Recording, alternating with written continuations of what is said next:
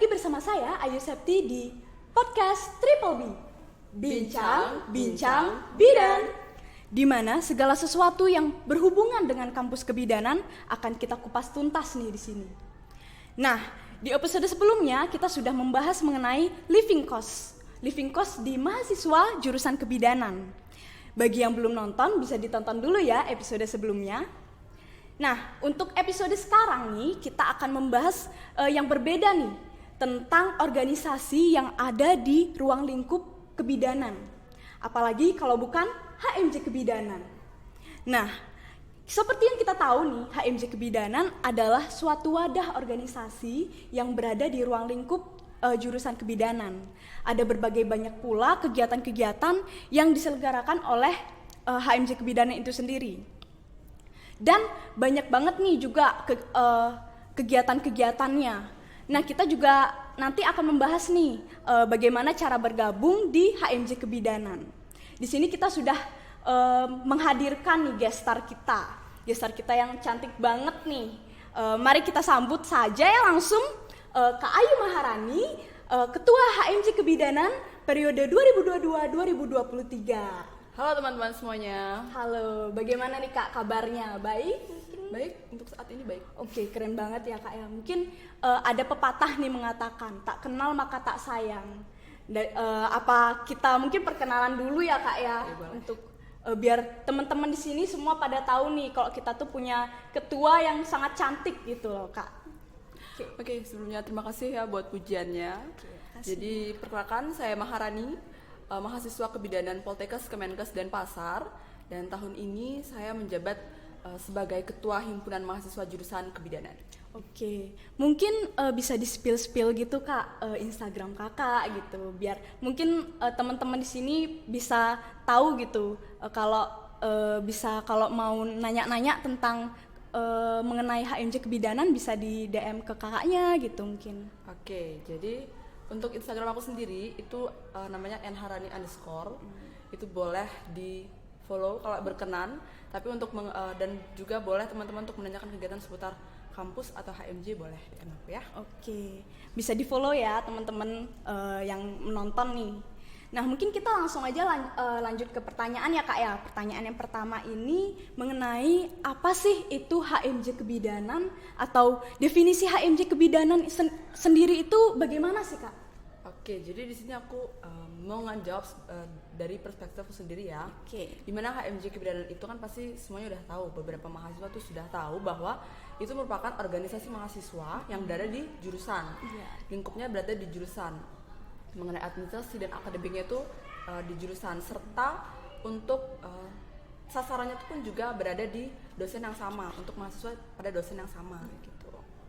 Oke, berarti untuk definisinya itu sangat relevan juga ya. Nah, selanjutnya ini kita langsung pertanyaan selanjutnya ini mengenai visi misi, karena dari sebuah organisasi tentunya pasti punya visi misinya masing-masing ya Kak ya. Oke, benar banget. Jadi untuk visi misi HMJ Kebidanan itu sendiri yaitu tentunya sederhana ya sebenarnya ya, itu untuk sebagai wadah aspirasi mahasiswa.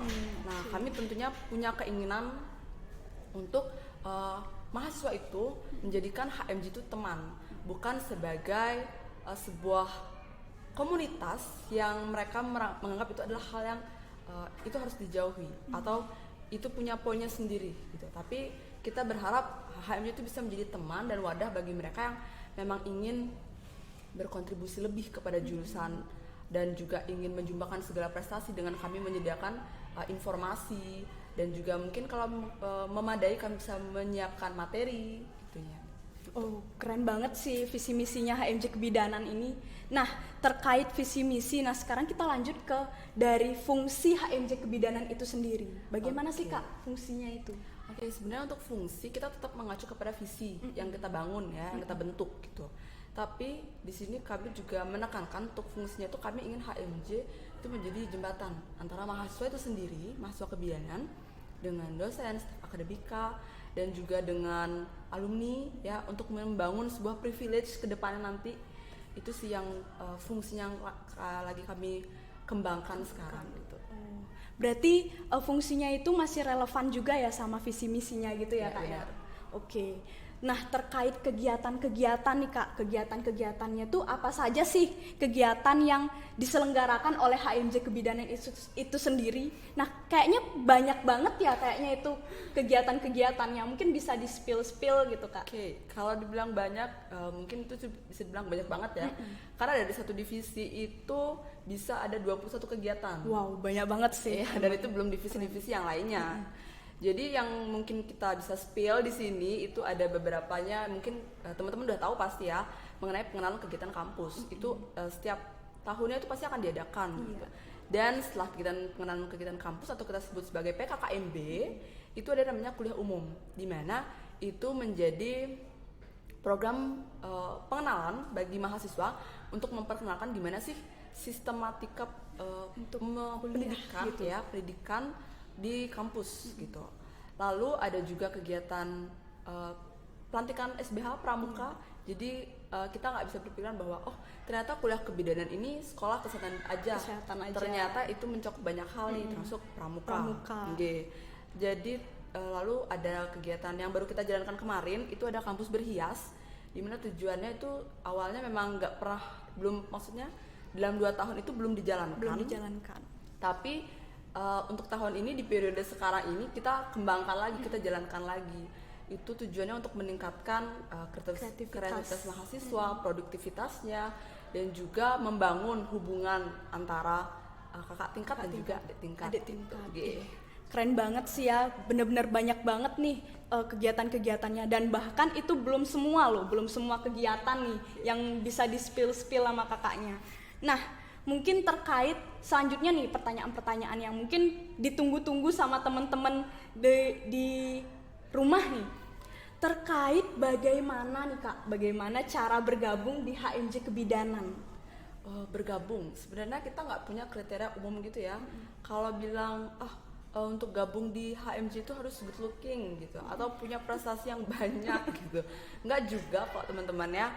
Jadi tapi kita punya kriteria khusus dari masing-masing anggota HMJ yang sebelumnya. Khususnya aku sendiri, pribadi aku sendiri, aku mengprioritakan untuk mahasiswa bisa join di HMJ itu adalah mereka yang aktif tentunya. Jadi kita bisa tahu nih, karena di di jurusan kebidanan itu akan banyak kegiatan-kegiatan dan tentunya akan membentuk sebuah kepanitiaan. Jadi itu adalah poin plus sih buat aku, ketika mereka itu bisa mau join, ketika mereka aktif mengikuti kegiatan tersebut, itu kita akan lebih banyak interaksi. Jadi aku bisa tahu nih, oh kinerjanya seperti ini. Jadi kalau kita ajak kerja bareng itu seperti ini. Jadi kalau semisal dia memiliki keinginan untuk join di HMJ, aku sudah punya gambaran. Selain itu juga bagaimana mereka menyampaikan sebuah visi misinya. Jadi sebuah, kan zaman sekarang itu kan banyak banget ya perangkaian kata-kata tiba-tiba menjadi sosok yang puitis gitu. Tapi aksinya nggak ada. Banyak banget sih yang itu kayak sih gitu yang harus dipertanggungjawabkan. Dari apa yang mereka ucapkan itu bisa dipertanggungjawabkan gitu. Karena kita kan mahasiswa ya. Proses pendewasaan itu adalah ketika mereka yang nggak hanya sekedar berbicara, tapi juga mereka melakukan aksi nyata sebagai bentuk pertanggungjawaban dari apa yang mereka ucapkan. Itu aja sih kriteria khusus dari aku untuk bisa join di HMJ gitu. Oke, mungkin nih dari teman-teman yang pengen ikut join di HMJ Kebidanan bisa disiapkan lah dulu apa-apa aja nih syarat-syarat yang tadi udah disebutkan oleh Kak Rani. Nah mungkin kita langsung aja ya Kak ya ke topik-topik selanjutnya nih. Untuk sekarang nih kita lanjut ke topik ke kakak sendiri ya Kak ya. Boleh nggak nih Kak? Boleh kan. Oke. Mungkin yang pertama ini tentang apa sih yang melatar belakangi kakak serta motivasi kakak untuk menjadi ketua HMJ Kebidanan. Nah, bagaimana nih Kak? Oke, aku izin cerita sedikit ya. Sebenarnya aku join di HMJ itu lebih keingin menjadi mahasiswa yang produktif. Karena aku ketika sekolah menengah dulu aku nggak pernah ikut kegiatan apapun. Jadi karena aku juga selain itu juga aku senang membaca cerita-cerita mengenai kegiatan kampus, aku jadi punya keinginan gimana sih kalau aku join di salah satu organisasi mahasiswa gitu. Tapi untuk memiliki keinginan untuk menjadi seorang ketua itu gak pernah ada, karena aku merasa cukup ya udah cukup aku bergabung dan menikmati gimana sih proses dalam kegiatan-kegiatan di himpunan mahasiswa gitu. Tapi ternyata banyak hal-hal yang aku lakukan, termasuk proses pendekatan diri kepada mungkin beberapa inti-inti HMJ terdahulu ya, yang mungkin itu menjadikan privilege buat aku, dengan mereka memberikan aku motivasi bahwa ayo jadi kandidat selanjutnya gitu. Dan awalnya aku ngerasa kayak aku nggak cocok nih, aku nggak bisa memimpin segini Sebuah banyak organisasi yang besar, segini banyak mahasiswa gitu kan, karena lingkupnya itu kan lumayan di jurusan gede juga ya, menurut termasuk aku besar untuk pertama kali menjadi ikut ikut organisasi. Iya. Dan akhirnya karena dorongan banyak dari orang-orang dan juga teman-teman dukungan, akhirnya aku bersedia join dan sekarang aku ada di sini menjadi ketua himpunan mahasiswa jurusan kebidanan. Keren banget sih Kak Rani ini ya, bener-bener kayak yang awalnya tuh untuk coba-coba aja ya mungkin ya Kak ya, yang biar nggak kupu-kupu gitu loh, nggak jadi mahasiswa kupu-kupu kuliah pulang gitu, dan akhirnya menjadi ada privilege nih dikasih dari kakak sebelumnya dan bisa menjadi ketua HMJ kebidanan. Keren banget sih ini Kak Raninya. Nah mungkin selanjutnya nih kita lanjut ke pertanyaan selanjutnya mengenai gaya kepemimpinan kakak nih, kepemimpinan kakak dalam memimpin suatu organisasi khususnya di HMJ kebidanan itu seperti apa sih Kak? Oke, jadi ini sebenarnya pertanyaan tuh udah sering banget ditanyain aku ya dari sama orang tua aku.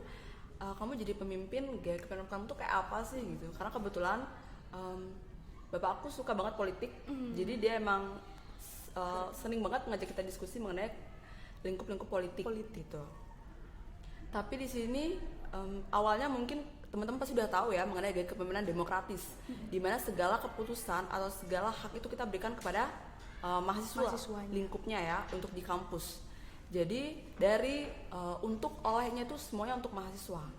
Tapi ternyata setelah aku telisik lagi, ternyata kepemimpinan demokratis itu punya kelemahan, di mana kita terlalu banyak berdiskusi itu akan memakan waktu yang lama. Banyak waktu. Terus juga akan mungkin nggak setiap hari, tapi itu bisa memunculkan konflik kalau memang keputusannya itu nggak bisa diterima untuk yang punya ego tinggi gitu ya. Jadi di sini aku menggabungkan gaya kepemimpinan visioner, di mana kami itu nggak hanya berdiskusi yang ngalor ngidul, tapi cuman buat yang penting jadi aja deh, yang penting tujuannya tuh ada gitu, yang penting hasilnya aja keluar. Tapi kita justru harus bisa memahami gimana sih prosesnya ketika kita mencari tujuan tersebut, gimana sih alurnya. Jadi itu bisa kita jadikan nilai, jadikan pelajaran gitu. Oh, selama aku mengikuti prosesnya ini, aku dapat hal seperti ini ketika di jalannya gitu. Jadi kita menentukan visi yang jelas. Kita berani mencoba, tapi kita tetap menentukan visi yang jelasnya itu seperti apa gitu. Jadi aku pakai dua gaya kepemimpinan, itu demokratis dan juga visioner. Ya. Oke, mungkin ini kayak orang-orang teman-teman nih yang mau menjadi pemimpin, mungkin bisa dicontoh nih Kak Rania dengan gaya kepemimpinannya yang demokratis sama visioner. Nah, mungkin kita lanjut aja ke pertanyaan selanjutnya ya Kak ya. Ini banyak banget sih pertanyaan yang ditanyain nih, pasti banyak banget terkait bagaimana sih cara Kakak membagi waktu antara organisasi, perkuliahan, keluarga, dan mungkin nih misalnya kayak Kak Rani punya doi gitu, gimana sih cara bagi waktunya gitu loh Kak. Oke, jadi untuk aku membagi waktu itu biasanya aku kan suka nulis di di buku biasa gitu. Jadi karena semester 1 kemarin itu jadwal aku berantakan karena aku ngerasa aku bisa kerjain semuanya, tapi ternyata waktunya itu banyak yang terbuang atau tersisa dengan percuma gitu. Jadi aku memutuskan untuk membuat planner, di mana untuk rencana-rencana yang udah aku susun selama 1 bulan ke depan itu aku catat berupa sampai tanggal-tanggalnya. Jadi untuk waktu-waktu yang tanggal-tanggal yang tersisa itu akan aku gunakan sebagai hal lainnya, seperti untuk kegiatan yang mendadak mungkin ya. Dan untuk biasanya kita harus lebih gini sifat ya, harus lebih menerapkan sifat jangan suka menunda kegiatan. Tapi itu mungkin sulit banget dilakuin ya. Jadi biasanya untuk tugas-tugas itu karena estimasinya panjang atau mungkin waktu kegiatan lainnya tuh punya waktu estimasi sendiri, itu biasanya aku patokin. Jadi kalau misalnya ada waktu 3 hari, itu 3 hari udah patok banget. Aku terlalu lama untuk menunda pekerjaan itu. Jadi aku harus kerjain pekerjaan yang satunya ya secepatnya. Jadi untuk jadwal-jadwalnya itu jadi bisa teratasi.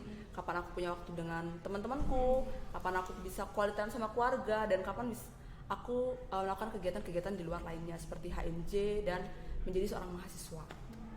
Oh begitu. Jadi teman-teman tuh misalnya kalau susah gitu membagi waktu, bisa diikuti nih kayak bikin planner gitu di kertas masing-masing atau di buku gitu ya, biar jalan-jalan jadwalnya itu bisa tertata rapi ya, gitu ya Kak ya. Iya betul banget. Oke. Nah mungkin kita lanjut aja ke pertanyaan terakhir ya Kak ya. Nah pertanyaan penutup mungkin dari Kakak nih, pesan kesan Kakak ini selama menjabat untuk menjadi ketua HMJ Kebidanan itu mungkin bisa dijelaskan gitu Kak. Aku menjabat belum ada setengah periode ya, tapi untuk saat ini yang aku rasakan itu adalah beragam, perasaan beragam. Senang karena aku bisa menjalankan segala bentuk hal yang ingin aku jalankan ya, terutama sebuah cita-cita. Untuk cita-cita aku sekarang di goals HMJ atau mungkin goals ya, lebih ke tujuan akhirku itu adalah membangun nama baik jurusan bersama teman-teman HMJ yang lainnya. Dan sedih juga mungkin kalau ada mungkin beberapa yang, karena kan kita semuanya biasanya berencana ya, tapi Tuhan yang menentukan tetap. Jadi kadang ada yang nggak sesuai sama rencanaku atau sama rencana teman-teman yang lain, itu bisa menjadi suatu kesedihan sih buat aku. Dan ribet karena emang kalau mungkin kita bisa bilang seperti yang tadi sebelumnya kan, kita bisa bikin planner di jurnal gitu atau di buku. Tapi kadang ada aja sesuatu hal yang mendadak yang harus kita lakukan. Jadi itu kita harus atur waktu lagi, gimana biar waktunya biar efektif gitu. Jadi tapi untuk saat ini aku bersyukur banget ya bisa sampai sekarang, bisa ada di posisi sekarang dan bisa ketemu teman-teman HMJ yang selalu ngedukung, selalu nge-backup dan selalu semangat dalam menjalankan tujuan-tujuan kita bersama di HMJ. Keren banget sih nih Kak Rania. Nah, mungkin segitu dulu ya bincang-bincang kita kali ini di podcast Triple B. Nah, untuk Kak Rani nih, terima kasih ya Kak Rani karena sudah meluangkan waktunya untuk kesini di podcast Triple B kali ini. Nah, buat teman-teman juga misalnya ada sesuatu nih yang ingin dibahas, kita bisa di chat di kolom komentar. Dan terima kasih juga nih buat teman-teman yang menonton sampai habis. Nah mungkin kita tutup aja ya Kak ya langsung. Oke, terima kasih dan sampai jumpa. Bye. Triple B, bincang bidan. Bye bye.